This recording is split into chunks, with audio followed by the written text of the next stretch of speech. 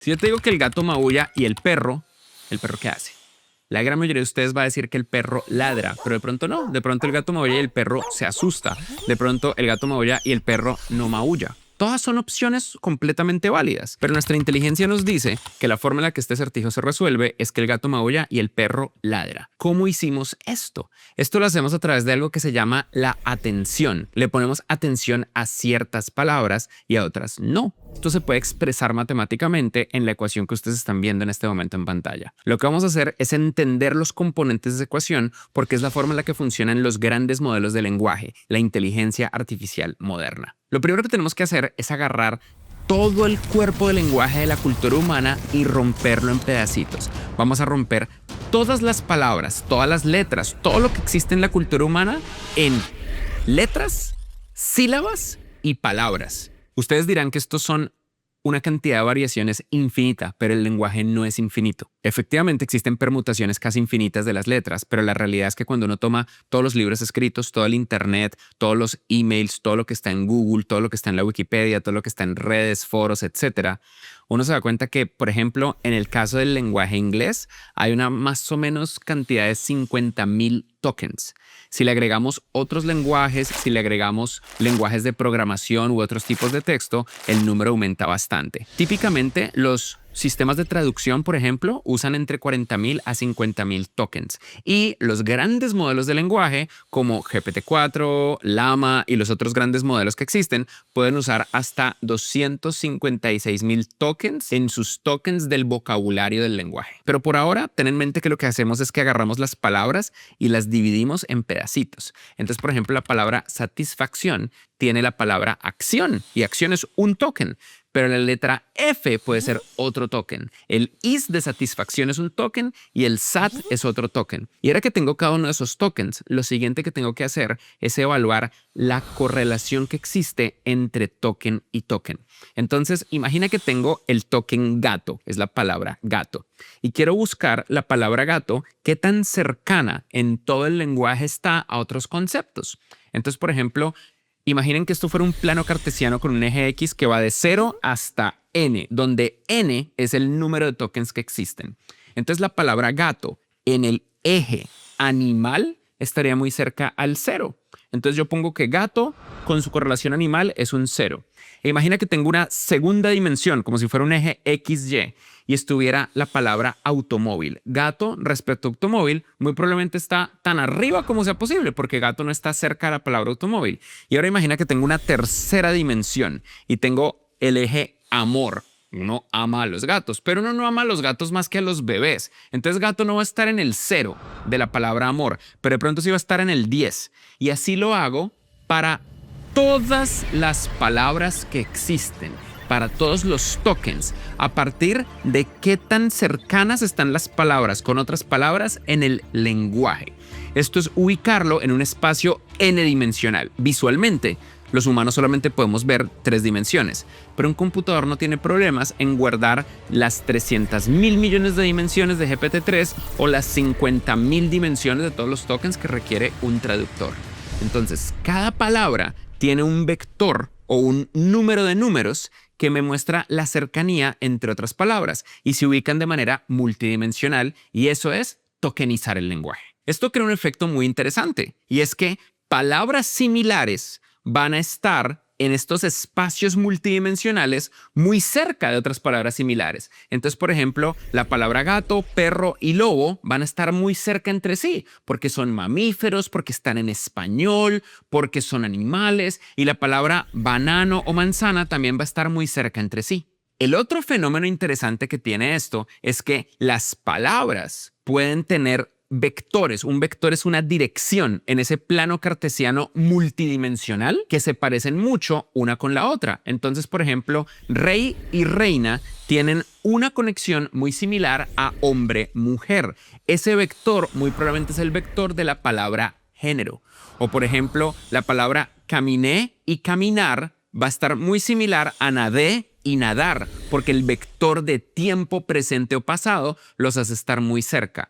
O diferentes países y sus capitales, el vector, la coordenada, la serie de coordenadas que apuntan entre país y ciudad capital van a ser muy similares. Y si yo agarro los números que corresponden al vector entre Italia y Roma y los llevo a Colombia, muy probablemente me va a apuntar muy cerca o exactamente hacia Bogotá. Esto es convertir las palabras en expresiones matemáticas que se pueden sumar o restar. Y eso nos permite hacer cosas increíbles. Por ejemplo, mamá menos género probablemente me da pariente. Pariente más masculino probablemente me da padre. O la palabra regente más mujer probablemente me da igual a reina. Y regente más hombre, rey. Lo siguiente que tengo que hacer es crear una red de pesos de probabilidad estadística donde las palabras estén estadísticamente conectadas entre sí, los tokens realmente. Siempre que yo diga palabras, me refiero a los tokens. Y los tokens son palabras, sílabas o letras de todo el lenguaje de la cultura humana. Así como usamos todo el lenguaje de la cultura humana para crear nuestros tokens, ahora necesitamos usar todo el lenguaje de la cultura humana para agregar la probabilidad de conexión entre cada uno de ellos. Con el lenguaje tokenizado, el siguiente paso es tratar de encontrar la probabilidad en la que una palabra ocurre después de otra. Como nosotros tenemos todo el lenguaje de la cultura humana en libros, en internet, en las redes, en la Wikipedia, en tantos otros lugares, las empresas de inteligencia artificial toman esta fuente de datos, la cultura humana, los textos que hemos escrito, y buscan expresar de una manera matemática la probabilidad de que una letra vaya después de cierta otra letra, que una palabra vaya después de cierta otra palabra. Esto se conoce como el corpus del lenguaje o los datos de entrenamiento con el que los voy a entrenar. Y divido esto en dos pedazos. Un 70% lo uso para entrenar y otro 30%, el 30% restante, lo uso para probar. De tal manera que este primer 70% entrena mi red neuronal y luego esa red neuronal le hago pruebas con el 30% restante. Y si me da lo mismo y se comporta igual, es que el entrenamiento quedó bien. Una red neuronal es un mecanismo estadístico para encontrar los patrones escondidos entre los datos. En el lenguaje, por ejemplo, nosotros sabemos que hay una conexión entre adverbios, sílabas, adjetivos, sustantivos y muchos otros patrones que emergen simplemente de la posición de las letras, las sílabas y las palabras, lo que nosotros llamamos tokens. Así que una red neuronal es un proceso que tiene una capa de entrada, unas capas escondidas y una capa de salida. La capa de entrada son todos los tokens que corresponden al vocabulario de entrenamiento, a nuestros vectores de lenguaje que aprendimos en el paso anterior. Y la capa de salida es exactamente lo mismo. La idea es predecir a partir de unas palabras de entrada cuál sería la palabra de salida. Las capas intermedias o capas escondidas son funciones matemáticas de interconexión que detectan estos patrones y que van modificando unos números estadísticos para cambiar la capa de salida. Estos patrones se van ajustando en el periodo de entrenamiento. A medida que nuestra red neuronal lee todo el cuerpo del lenguaje de la cultura humana, va entendiendo que muy probablemente después de la palabra yo puede seguir la palabra amo, que muy probablemente después de la palabra mi mamá sigue la palabra me. Y todo ese ajuste de entendimiento de patrones del lenguaje, como el patrón de rimar, el patrón de programar, el patrón de escribir lenguaje de marketing, se va expresando matemáticamente para generar esta estructura final que se vuelve la red neuronal de un gran modelo de lenguaje. Estos son miles de millones de parámetros, que son los pesos de cada una de estas letras que nosotros llamamos neuronas. Estos miles de millones de parámetros toman muchísimo tiempo y es parte de la razón por la que la inteligencia artificial se demoró tanto en llegar. Porque aunque estos algoritmos son viejos, nacieron en los años 50, se fueron optimizando en los 90, no es hasta ahora que tenemos suficientes chips y suficiente memoria RAM para entrenar una red neuronal de este estilo. Esto es mucho más complejo y tiene otras ecuaciones matemáticas por dentro en las que ahondamos con más detalle en la clase de redes neuronales del curso de Fundamentos de Ingeniería de Software. Y por supuesto, lo podemos ver en nivel código y matemático en los cursos de redes neuronales y Machine Learning de Platzi. Pero esto no es suficiente. Con solo entrenar una red neuronal y tener todos los tokens, puedo programar, por ejemplo, un traductor, pero no puedo hacer que el gato maulle o que el perro ladre. Todavía no he logrado completar todos los datos que necesito para generar un sistema de predicción efectivo. En general, la razón por la que no se puede es porque tendría que multiplicar por cada una de las letras, por cada uno de los tokens, por cada una de las palabras y sílabas que tengo acá expresadas, todas las variaciones. Y esto es un problema n a la n que tomaría una cantidad de memoria RAM, de CPU, de GPU y de chips ingente. Pero no necesito hacerlo para todas. Solamente necesito hacerlo para las palabras más importantes. Cuando tú dices que el gato maulla y el perro... hay una palabra particular a la que le pones más atención. Probablemente es la palabra maulla. Y hay otra palabra a la que le pones atención. Probablemente es la palabra gato. Así funciona tu mente. Tú no leíste todo el texto. Solo te enfocas en los elementos más importantes para predecir la siguiente palabra y de esta manera completar el texto. Esto se le conoce como el modelo de atención y funciona de la siguiente manera. Existe un query, un key y un value. Una consulta, una llave y un valor. Esto que tenemos acá, el gato maulla y el perro, esto es un prompt. El prompt que tú escribes en ChatGPT o en donde sea. El prompt lo que hace es ver el último token, la última palabra. En este caso es perro. Y de ese último token va a evaluar a lo largo de todo el resto del prompt, todo lo que ha escrito, cuáles son los tokens de mayor significancia, que están más cerca del último. ¿Cómo saben que está más cerca? Porque están en el plano cartesiano del espacio n-dimensional de tokens. Entonces, la palabra perro está muy cerca de la palabra maulla y está definitivamente cerca de la palabra gato.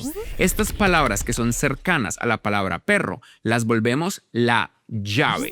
Y luego, la V es el valor. Ese valor es una ecuación matemática que multiplica y mueve las matrices de los números de puntería de la palabra perro y de la palabra maulla y gato a través de una función de activación. Lo importante es que esa B termina siendo un vector que usando la palabra maulla y la palabra gato junto con la palabra perro, que es la última palabra del prompt, apunta a la probabilidad más alta de una palabra que continúe. Esto genera otro vector de probabilidades que genera una serie de palabras. Puede que el perro ladre, que el perro es, que el perro llora o que el perro no. Esta probabilidad es lo que termina siendo que eventualmente elijamos la palabra ladra porque tiene el mayor porcentaje. Pero los grandes modelos de lenguaje no eligen solamente la palabra de mayor probabilidad. Los modelos de lenguaje tienen algo que se llama temperatura porque la creatividad no funciona siendo siempre lo mismo. Para que haya un nivel de inteligencia tiene que haber un cierto nivel de creatividad. Por ende, a veces tengo que elegir la segunda o la tercera opción. Los grandes modelos de lenguaje, a veces, de manera aleatoria, eligen la segunda o la tercera opción. Y es por esto que no son deterministas, que no generan el mismo texto todo el tiempo, pero generan textos muy similares.